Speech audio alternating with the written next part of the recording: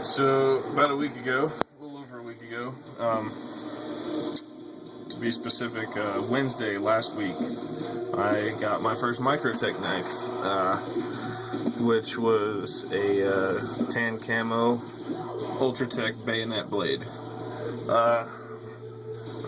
3 days later, 4 of the 6 proprietary, the screws that have the 3 holes in them, the little Microtech proprietary screws that hold the body of the knife together, started coming loose. If I wanted to play with it, I had to continually mind those and keep tightening them down with my thumb, along with the switch. The actuation switch rattled pretty bad in the closed position, which I bought it from Blade HQ, so just get that out there.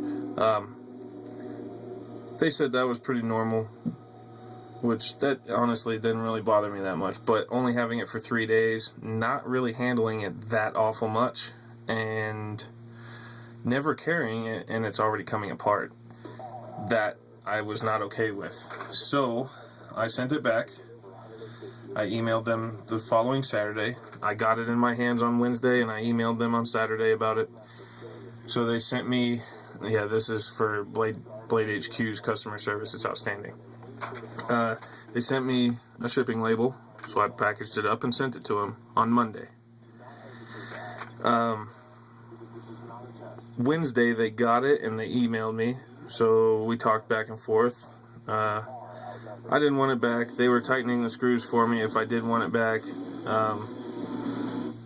The switch is normal, they said, which I didn't care for that, but it wasn't a big deal. The screws really did it for me.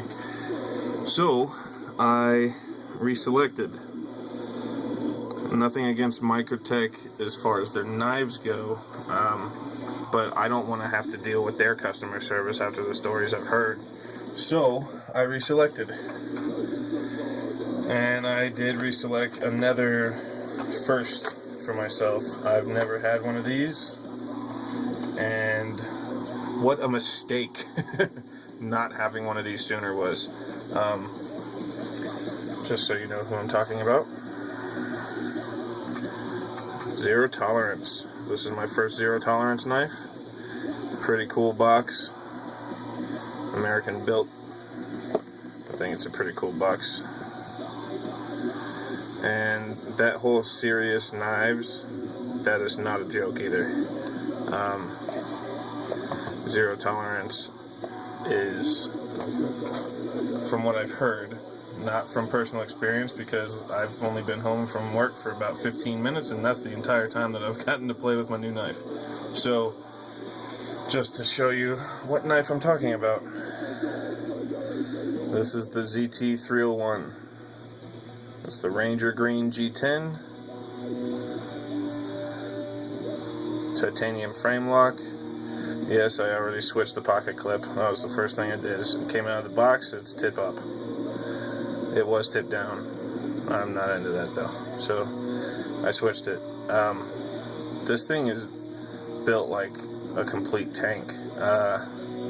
Apparently Ken Onion and Strider and Kershaw kind of all got together and came up with zero tolerance. So that's that's 3 pretty serious names as far as knives go. Just as a quick example, look at what the pivot is. Yeah, I thought that was pretty awesome. You could just field adjust it with pliers if need be. Look at the size of this bushing. Phosphor bronze bushings. The lock side's naturally a little bit smaller, so it has room for the lock face to actuate. But that is just pretty much the theme of the whole knife. This whole thing is just so overbuilt. I gotta tell you, you can feel it in your hand too. It is a tank. It is not light. After carrying Paramilitary 2 for a couple years now, I don't know if I like this one better yet, but Paramilitary 2 is my favorite knife overall. I don't think anything really competes with it as far as bang for your buck. This definitely doesn't compete with it as far as dollars go. That blade shape is just epic. The swedge up here You can see it from the top how it gets nice and thin, well, thin for this knife anyway, and then it thickens back up out to the point.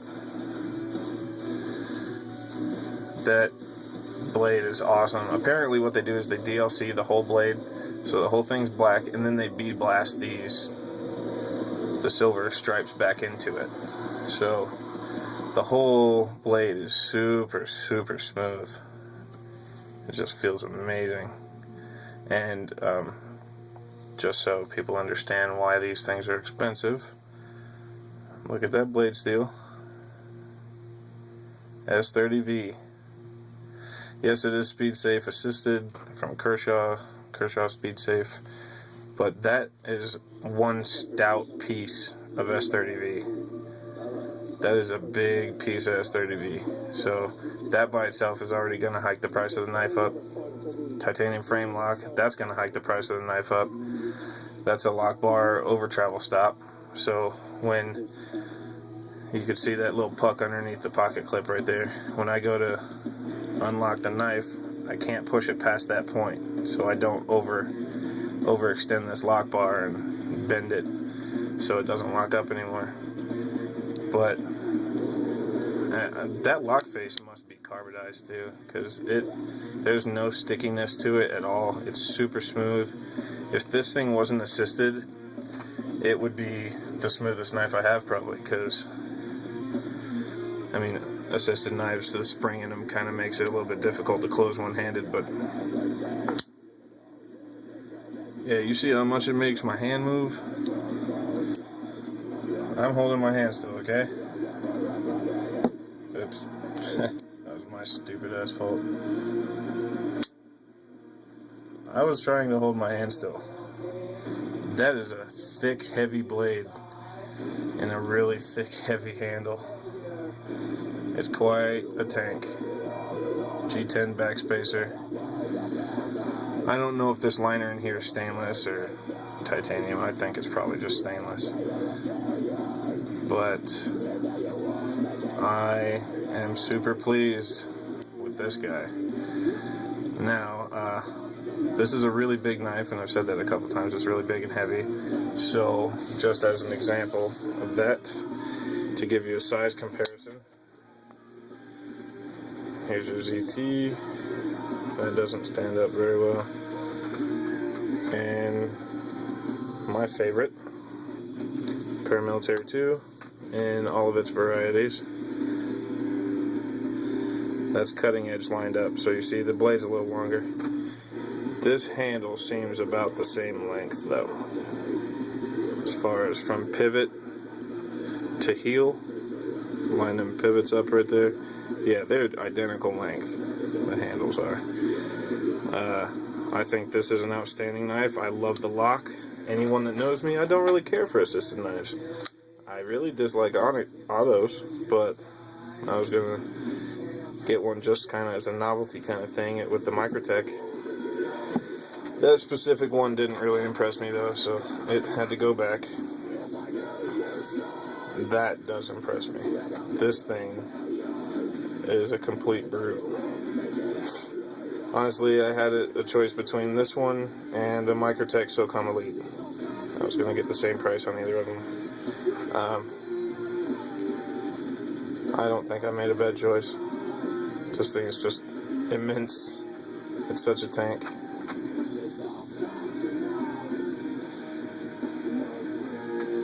A little bit of a size comparison. Very similar to the Para 2. Not in weight, just in dimensions. Not in thickness of the handle either. That is quite a stout handle. Very, very comfortable. I wear an XL glove, and that handle is super, super comfortable in my hand. I love that handle.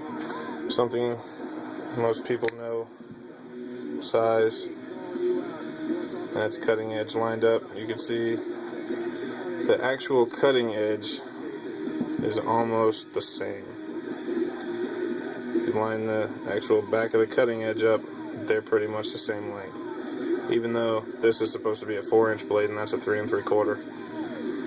As far as handle goes,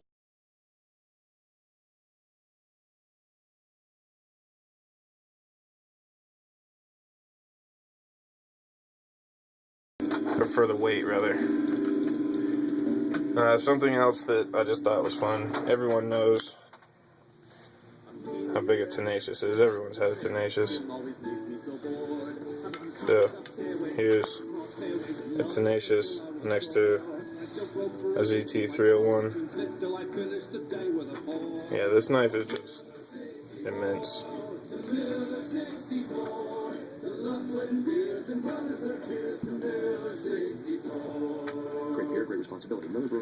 That's with the pivots lined up right there. You can see blade sticking out farther and handle sticking out farther. But everybody knows the Tenacious. Also, this is kind of like an OD green in real life, not on camera. This is supposed to be Ranger green. This is significantly darker. I don't think it's a bad thing by any means, just an observation. And this G10 is nowhere near as grippy as this G10. Or this titanium, for example, to add to it. Super, super textured. Amazing texture. And one more comparison, because everyone knows what it is. Knows how big they are. Endura, definitely not any kind of a small knife. This is a pretty significant knife. And you could see, lining up the pivots, I'll get you in the frame there, lining up the pivots, the Endura's blade comes exactly to the end of here, and the handle is just a little bit longer on the Endura. Tiny, tiny, tiny bit. As far as cutting surface goes, zero tolerance wins by probably like 3 millimeters.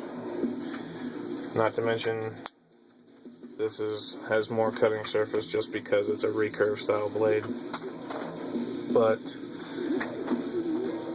just figured I'd show some people because it is pretty impressive knife. I really am liking this. See ya.